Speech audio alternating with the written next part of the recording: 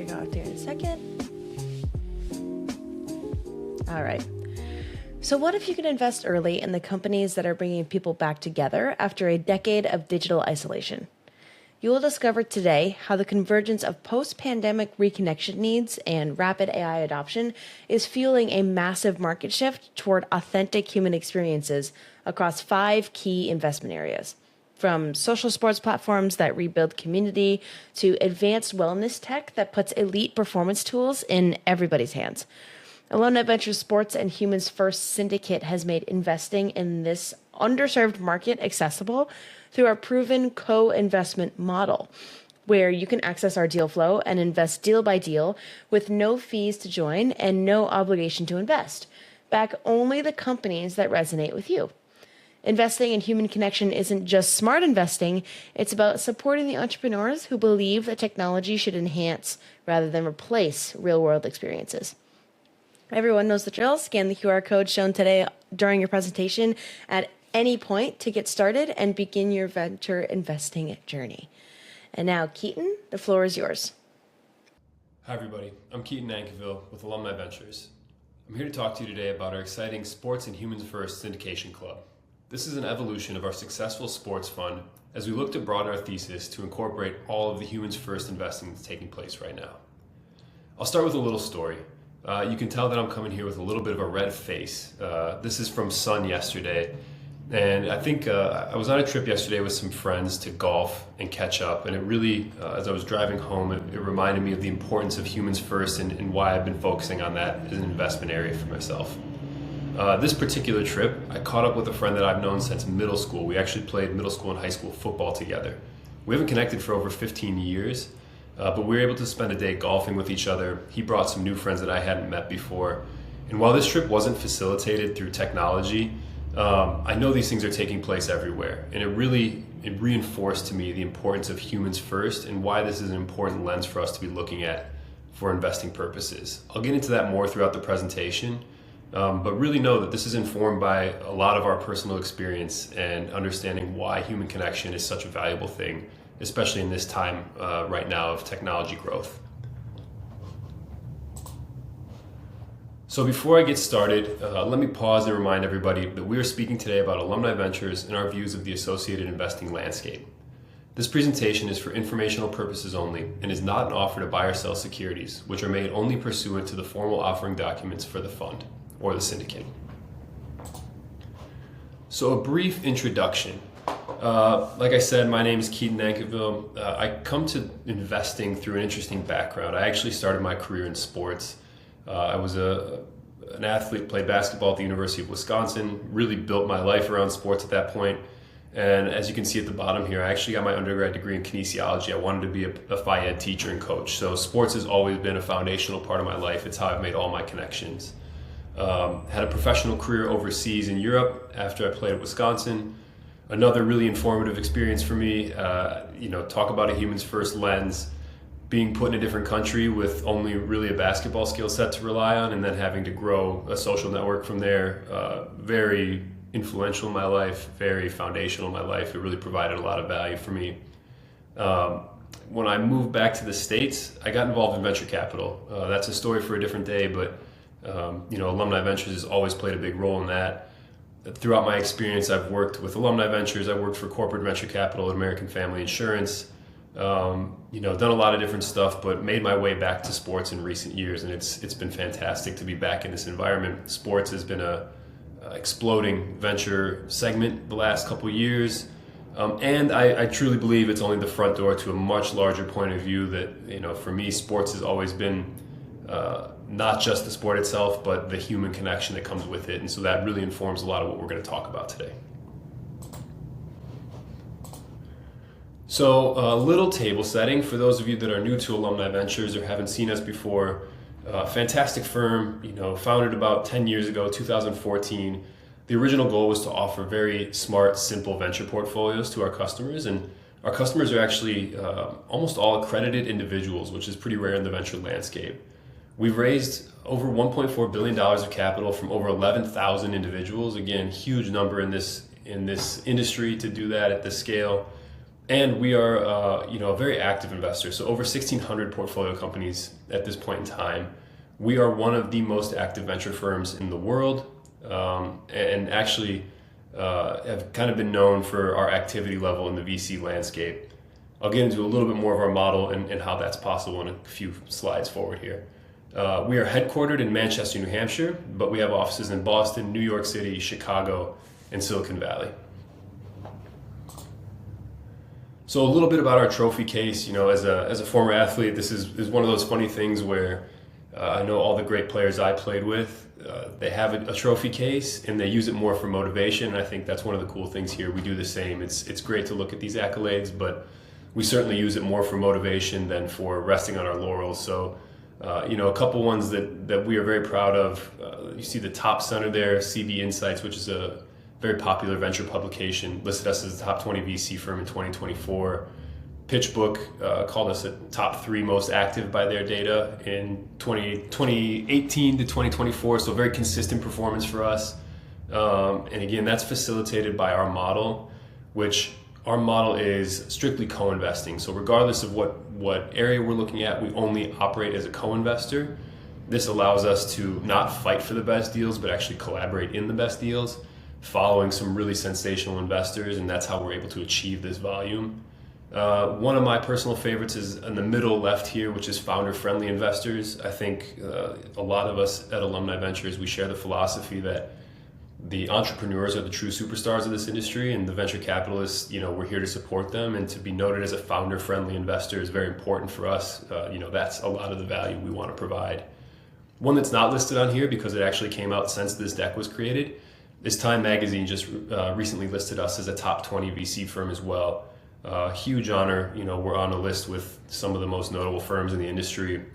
On one hand, it's great, it's validating, it's also motivating, as I mentioned earlier. But the really important thing is it actually validates our model. And so on this next slide, let me talk a little bit more about our model. I've already mentioned that we are co-investors by philosophy. Our job is to invest with the best venture firms in the industry. Now that can look like a lot of names on this list: Andreessen Horowitz, Sequoia, Kleiner Perkins, Khosla. These are the best of the best. They've been around forever. Fantastic. We have multiple co-investments with all of them. Many of these folks are listed on that same time list. So this is the class we want to be in, and something that our model is proving out. For the purposes of sports and humans first, there's also an interesting element here in that some of the firms that are not listed on this slide would be ones that are very thematic and focused and very specialized. And what our thematic investing does and allows for is for us to follow those firms as well. So the folks that really spend their time just operating in sports or in humans first types of scenarios, we can follow those firms with incredible confidence. And they won't be listed on this list because they just don't operate with the same breadth as some of these firms. But make no mistake, they are fantastic firms to follow, very thematic, very experienced in what they do. And that's who we've been building the relationships with in this industry, along with some of these firms here that do some of this type of investing. But we really spend a lot of time with the industry experts here as well. So let me get into the presentation more specifically about sports and humans first. I want to spend a little bit of time talking about the opportunity and our thesis point of view here. We have kind of laid this out into pillars for our own strategy and operational ease, but I think it's also a great way to explain what we're doing and hopefully make that easier to comprehend and kind of get on board with. And then of course I want to talk about why we're uniquely positioned to pursue this. So I think the thesis here is actually best summed up by Peter Thiel, obviously a very famous entrepreneur and investor. Down at the bottom here, he says the most valuable businesses of the coming decade will be built by entrepreneurs who seek to empower people rather than make them obsolete. We'll get into this on a couple future slides, but there's been a ton of effort put into AI investing and obviously just general technology investing over the past couple of years. AI has become the focus of a lot of firms right now, and rightfully so. It's a paradigm shifting technology. It's incredibly important, and it will change the way that we work and live. Our point of view here is that in conjunction with that, AI will always grow. Actually, what we're doing builds on AI in many cases, but certainly it complements AI in the sense that humans are humans. And one thing that humans like to do is congregate, share, have group experiences. This has been a trait of humans throughout time. This is part of who we are. And while AI makes us more productive and can get a lot done, we also think that the human part of being human is an enduring quality and isn't going anywhere. And so actually there's going to be another part of the economy that grows kind of in conjunction with AI, I think, in that it will facilitate or enhance human experiences. And that's what I think Peter Thiel is getting at here. You can see up here on the left, our core belief is that technology should enhance, not replace human-centered experiences. I think that very much echoes the quote down below. The market opportunity, it's a bit more fragmented in many cases, but make no mistake, this is a multi-trillion-dollar opportunity. We've been looking at some spaces, sports has been an area where I've spent a lot of time. That's estimated to be a $2.5 to $3 trillion industry if you, not just the teams and the sports activity itself, but if you include the hospitality, the travel, all the other things that go into that. I was looking at, recreation, think about outdoor recreation the other day. In America alone, it's over $1 trillion industry when you think about, again, travel, equipment, the resources, the natural resources themselves, managing those things, huge economies here. And so when you build it all up, this is a massive, massive opportunity. And it's really about people and builders trying to harness and find their way into creating value within these opportunities. Timing, like I said, I think this is an enduring trait in humans. Humans first is a lens that will be relevant today as much as it will be relevant 50 years from now. But I do think there's something interesting about the timing right now coming out of a post-pandemic feel. Even as the pandemic starts to feel a little distant, at least for me personally, I think it shifted a lot of people's mindsets, and there's been a massive rebound effect, I think especially for younger generations, that being in person is really valuable. There's some data on coming slides about how Gen Z and folks of that age really are indexing more towards experiential time rather than just products themselves. And I think this is a trait across a lot of societies, and that we're really understanding the importance of being connected and the risk of isolation. And that was highlighted during the pandemic. And of course, investment focus. We'll talk a little bit about that in our 5 pillars here coming up. A little more data, as I mentioned, this top one, why now? Over 80% of Gen Z wish it were easier to disconnect from digital devices. In digital devices, our iPhones, these things they've enabled so much from both a professional and personal perspective in our lives. But I do think people are understanding that we can't strictly live through our phones and devices. We can't just live through Zoom. The younger generation, we're seeing a big rebound from isolation into more connection. And so this is something that I think really powers this point of view in investing. Millennials, same thing. I am squarely a millennial. Having a similar feeling, kind of bridging the gap between generations, but I'm very much feeling that experiential based spending is a big thing. As I go holiday shopping for my family, it's much less about the new gadget and more where we're going to take a trip this year. And for me, because I'm in the VC and tech space, what tools am I going to use to make that trip as good as it can be? Gen Z, again, coming back to them, driving an in-person revival. We've been seeing a lot of movement towards concerts, festivals, games, participating in sports. As fans and participants, players, there's a big move of younger generations to be in person, experiencing things in person. I think for a lot of these people coming of age during the pandemic left a little bit of gap socially, and I think a lot of people are trying to fill that, and I think that will be an enduring quality for that cohort moving forward. This is how they're going to learn to socialize is in person. So despite being digital natives and being very fluent with technology, they're going to be fantastic with AI. I think they also understand the importance of being in person and having human connection. And last one, this is, regardless of generation, nearly 3/4 of Americans say that technology is a part of the loneliness problem. I think we've identified it at very high levels. Loneliness is a bit of an epidemic in our society today, and the United States is not alone in that by any means. And so again, if we are becoming more tech native, how do we use that technology to combat loneliness rather than continue to divide us and kind of isolate us? There's a big opportunity here. Market size, I mentioned a little bit about this earlier, but Some estimates of the global sports economy grow as large as over $2.5 trillion. That would make it a top 10 industry in the world. I mean, that's putting it up with things like healthcare, construction, insurance. Sports is a big part of society for a lot of us, and I'm guessing if you're coming to see this presentation, sports is a default conversation. When I meet new people, we talk about their local sports team. We talk about, did they play sports? And again, think of sports here as not kind of all we do, but really a front door into the human's first economy. Sports is a huge rallying point for many people, but I think it's the same thing goes for your favorite musician, your favorite hobby.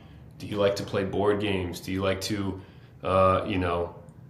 go to a big Comic-Con conference every year? This is the kind of thing that it's illustrating, and sports alone is over $2.5 trillion. So imagine, the other opportunities that are available in this space when you expand the lens a little bit.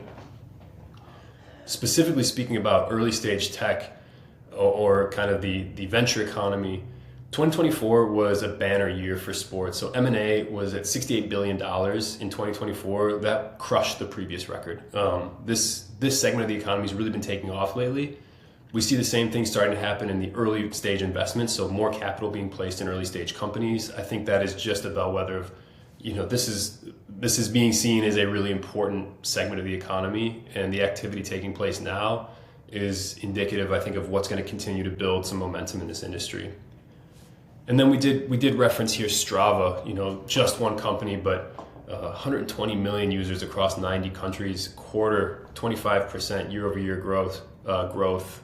It's massive. I mean, this is technology that allows people to compete and socialize over sport at a distance, and it's just one example of how powerful this can be. This slide's maybe a little redundant to what I've talked about so far, but again, the problem we're looking to solve, there's a massive loneliness epidemic, there's digital fatigue, and from an investment perspective, we think there's been underinvestment in this area as of late because things like AI have taken so much attention, and so we think there's actually great value to be found in this segment. And that's something we're working hard on, is not just finding big impressive companies, but also the things that are emerging and very fairly valued right now. Great, so let me get into our investment framework. We did break this down into 5 pillars. There is some overlap between these. I think we tried our best to find ways to communicate, the areas that we're looking at. And again, as a co-investor, we need to scope these out, but our real job is to go follow the smartest people in the industry, which we've done quite well. And so we use these as guidance, and I think they do kind of capture what we're looking at, but they are by no means perfect, but a very, very helpful tool. So working left to right here, community participation. There's a lot of infrastructure that allows people to either join a community or participate in a community, and we'll get into a couple examples in the next slide. Identity and expression. This is the things that, a lot of people have a hobby or a passion, and where do I express that? And especially in a tech sense, like how do I show what I'm into? And, there's a lot of tools that have allowed people to communicate virtually and show their passion. And there's also, products themselves that, we can really rally behind. So there's a big segment there that we're looking at. Third spaces. This is an interesting one in that, to me, sports and human experience, it lives in the physical world, and where physical spaces have been less in vogue in VC, I'm actually seeing them come back in vogue in the last 2 years. Reason being, we all need spaces to hang out, we all need spaces to congregate, and the spaces that can resonate with their community and then grow and scale are going to be very important. And this is, this is a segment that we will make some investments in and we'll be very thoughtful about, because there's also a lot of kind of single location spaces that are equally as great, but they just don't scale for venture. But we're really impressed by third spaces. It's also worth noting that there's a lot of now virtual third spaces, and we have a couple examples of that as well. Personal wellness, I think there's some overlap here with identity expression, but we wanted to break it out because personal wellness itself is a very big movement right now, especially among younger generations. This is people expressing their desire to be healthy, to be well. But there's a lot of tools and technology out there coming about that allow us to better manage our health proactively. And there's a lot of people that are interested in this thing, monitoring technology and the platforms that allow us to decentralize teaching and things like that. So some great technology there and some great examples in our portfolio. And the last one we call cultural infrastructure. So this is the tools that may be more pure software in nature, but we just need them to build the infrastructure to operate in a modern way through our humans first lens. And so, we have a couple examples of that as well, but think of this as the things that would be less experiential themselves, but are necessary for facilitating a humans first experience.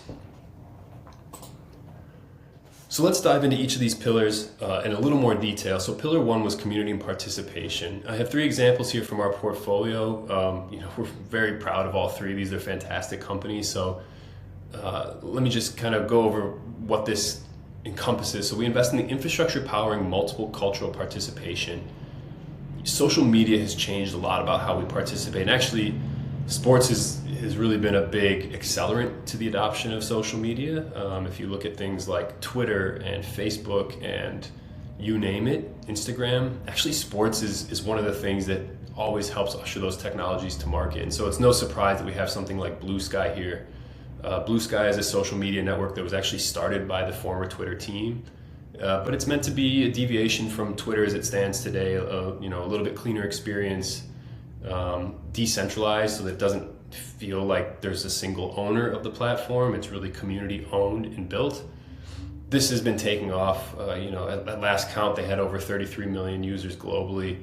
It's growing like crazy, but I think it really shows that people around the world are looking for a different social media experience. Social media itself is not inherently a bad thing, but we need a different version of it, and Blue Sky has been a leader in that in the recent year.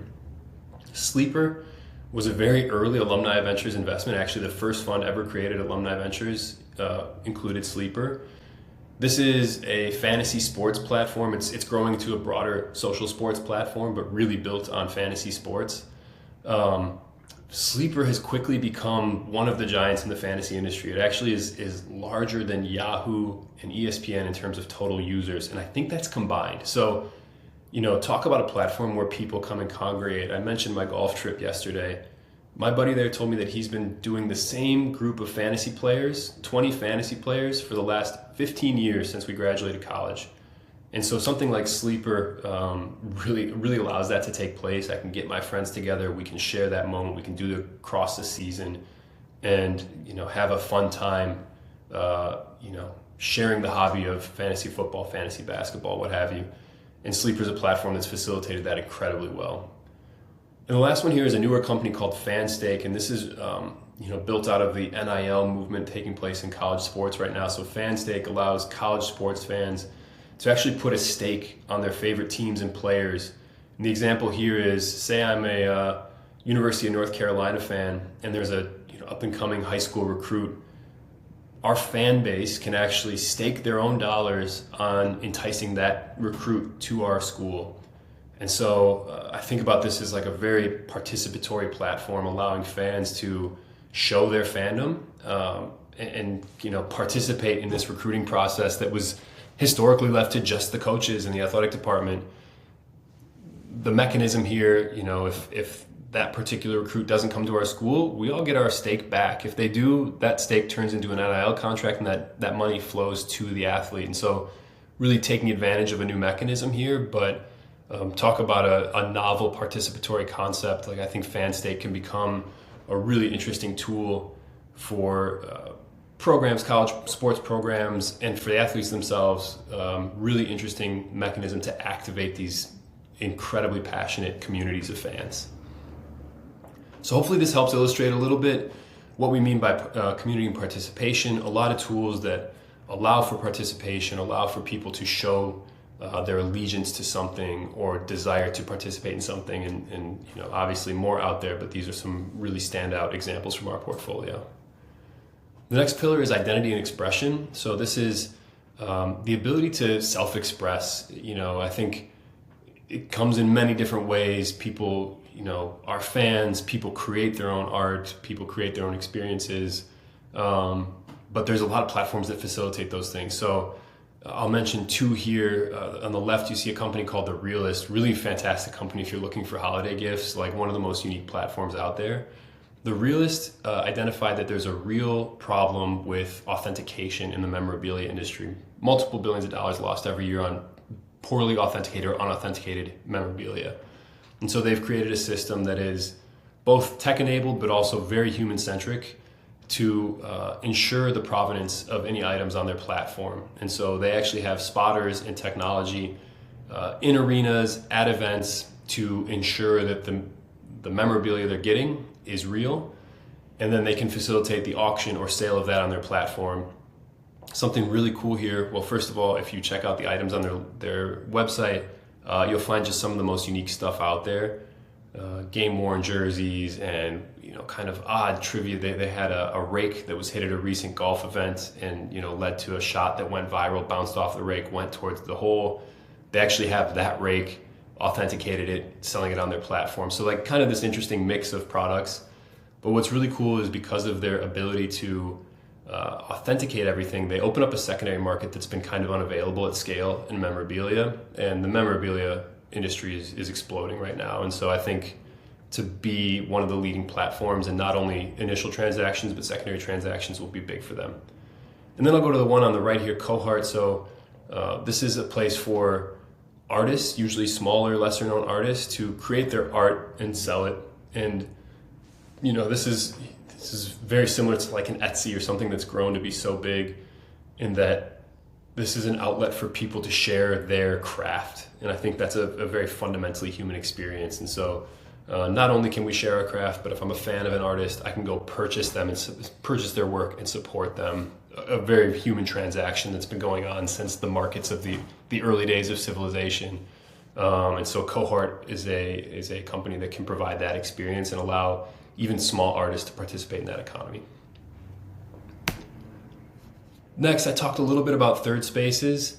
Actually the image on the right is not represented in our company cards to the left here, but we've done a couple of interesting third space investments, including this Postcard Cabins on the far right, the image. This is a interesting rental play where the company creates tiny cabins in remote locations near big cities, and people can sign up to use the cabins, kind of like an Airbnb type rental. But really clever concept, uses real estate incredibly efficiently. The unit economics on a business like this are actually really interesting, and so that's been one we're excited about. On the far left, I mentioned digital third spaces. So Status Pro is a VR video game for NFL and other sports coming, but their first game was called Pro Era around the NFL, and they use the immersive technology. So think about a third space. I can actually go into a virtual reality platform and play a football game with my friends in VR. And so that's a version of third spaces we're seeing as well, is how do we get people onto a shared platform? The people who play the PC games, these platforms are huge, the Roblox of the world, things like that.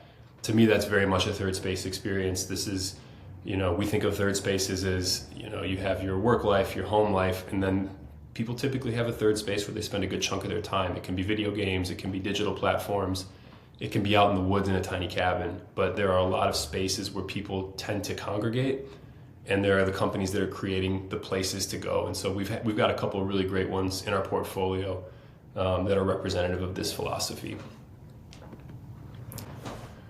Personal wellness, this is a particular passion of mine as a former athlete and now a washed up athlete. How do we take care of our bodies and let that be a part of our expression? I think a lot of people take pride in their wellness, and it's, coming to the forefront. We've actually seen a big move away from what I call vice-centered socialization, and people are, rather than going to a bar and drinking, alcohol consumption is way down. People actually tend to go out into the woods and hike or something like that with their friends, and it's become a big movement towards wellness. There's a ton of technology that people are using to express their wellness and facilitate their wellness. Oura has been one of the more prominent examples in our portfolio.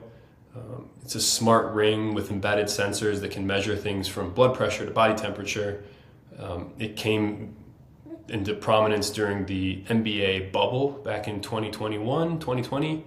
They actually gave an Oura Ring to all the players to help monitor symptoms of COVID at the time, but it really started as a technology for elite athletes to monitor their biometrics day to day. But because of the form factor and economics of the ring that they made, they actually were able to distribute this as a consumer healthcare play, and it's become a massive, massive company. So really interesting there, and I think it shows this movement from sports into general wellness. And this is something we see a lot, in that these systems are created for athletes typically because they're the most demanding customers. But once we can get the form factor and economics to a reasonable place, we can actually move this into a consumer platform. Epicor Biosystems is similar. Epicor has the technology that powers the Gatorade G2 patch. That's their hydration measuring system. So again, this is most well known for the Gatorade system. They use this to measure athletes' hydration in real time. But interestingly, that same technology can be, put into a patch and put on what I call an industrial athlete. So somebody working out in the field, sweating all day, and can monitor for things like pending heat stroke or dehydration and risks in that way. And so this has become a really powerful platform that it was, again, validated in sports, but scaled in industry, or in some cases consumer. The last example here is hydro. So less of a monitoring play, but hydro would be like the analog to Peloton, but in the rowing industry. So rather than a cycle for Peloton, they use ergs in rowing, and had the same kind of system, class-based, subscription-based, really elegant machines. And I think this decentralized fitness has become a thing, where my mom grew up going to a fitness studio. Our generation is able to do it on their time in their own space with things like hydro. But this is, not only a personal wellness, but almost a bit of a flavor of a third space where, a lot of people have a dedicated fitness room in their house, even if it's just their Peloton, where that becomes their space to work out in. So again, examples across the board here, some companies that have done really well in our portfolio, and some that we're continuing to look at that are very exciting in the space.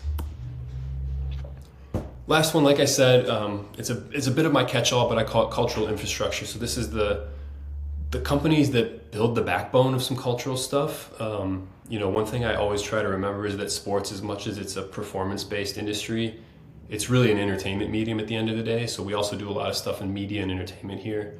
This company on the left, Staked AI, actually, as of last week, announced a rebrand. They're not called Vocal, VOKOL, but this company is really cool in the media space in that they can do AI-based audio for sports content. That's kind of their starting space, but they will be able to scale to many different verticals.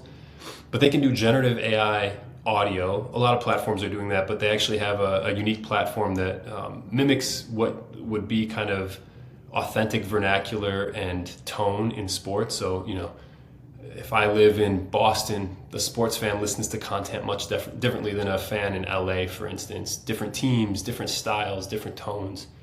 And Vocal now can do that really well and scale that really easily. It's not just for things like, your radio DJs talking about sports, but actually it's really engaging for things that are, I mentioned Sleeper earlier. If Sleeper wants to do audio content at scale, a platform like Staked or Vocal is a really good tool for that. So again, this is hopefully the technology that, many of us never even know is out there, but becomes the backbone for something that's going on. And that's what Staked represents. It's all-star, interesting platform. This is a creator tools for gamers. So, as creator economy has continued to grow and, is expected to double in the next several years, the tools needed to create this content at scale are becoming more needed. And so All-Star is one for gamers, but there's similar, like a Patreon for podcasters, Substack for writers. These are the tools that are powering that kind of creator economy.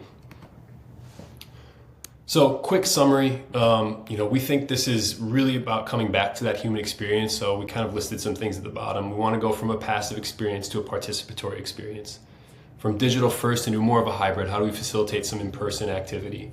From products to presence, I think this is a really important one, that people love their products, but what they really want to do is experience and feel something with other people. From isolation to identity, this is less about me as an individual experience and my individual experience, and more about how do I do this with a group of people. And from clicks to community. A lot of platforms were built on measuring clicks, and clicks are good, but clicks have become a commodity. Community is very monetizable first and foremost, but also an enduring thing that people can build a business around. And so community is just going to become more and more important. Again, quick summary, we think this economy is growing. We think that there's a movement towards in-person, and we think that community underpins a lot of this. The driver here is not one universal community, but how can we facilitate people getting into the community that feels best for them.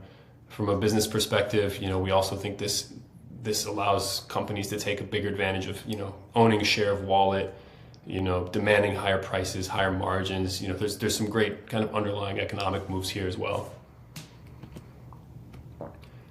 Last thing I'll kind of focus on here is why AV is important. So first and foremost, we've been building sector expertise. Fortunate for me, my experience lends into this very well from sports. And so I've really reignited my network around sports and leveraged it well here. I think the market timing is incredible. People are moving this way. There's a big movement in capital into these spaces. And we think the investment scale is there. Before the pandemic, maybe it was shifting more towards digital, but actually now the investment scale, the number of companies being created here is growing. We have a great portfolio in this space. Our syndicate model will allow our audience, which is a huge asset for us, to participate. For a lot of these companies, knowing that we have an audience of over 11,000 investors and several times that in our general audience, it's a really big deal when you're talking about participation, community, and involvement. To know that we have a big investor base is a major asset for us. So if you're ready to dig into this a little bit further, I would encourage you to apply for the Sports and Humans First Syndicate. It's going to be a great product. There is no upfront cost. You get to see the deals that we're doing and understand why we're doing them and see our diligence. If you're accredited, please feel free to sign up. It's going to be a very exciting vertical for us. If you're not accredited and unable to apply for the syndicate, send me a message. This is stuff I love talking about all the time. And by the time you are accredited, hopefully you have a good feel for what we're doing and why we're doing it, and it's a no-brainer to jump into the syndicate. We're very excited to present this. I know our companies are excited to participate, and in and of ourselves, we're building a community. Alumni Ventures is built on community, and our secret sauce is no different than what a lot of our companies are pursuing, which is a group of passionate people with a desire for a shared experience. In our case, alumni affinity, the desire for technology, the interest in investing. That's what we're built on, and you are a very valuable part of that. So please, I encourage you to sign up, or always feel free to find me on LinkedIn and shoot me a message. I'm always happy to talk about this stuff. So thanks for listening. I'll show a couple of additional disclaimer slides here. But welcome conversation, and thanks again. Please find us and please join the syndicate. It's going to be very exciting, and we're excited to show you a lot of really great companies coming up in this space. Take care. Okay, Keaton, thank you so much. In a world that's more connected yet more isolated than ever, investing in real human connection might just be the most meaningful decision that you make. Thanks for being part of this conversation today. And if you're ready to support the company's rebuilding community and reshaping how we come together, scan the QR code or visit av.vc to take the next step. And as always, we will see you next time.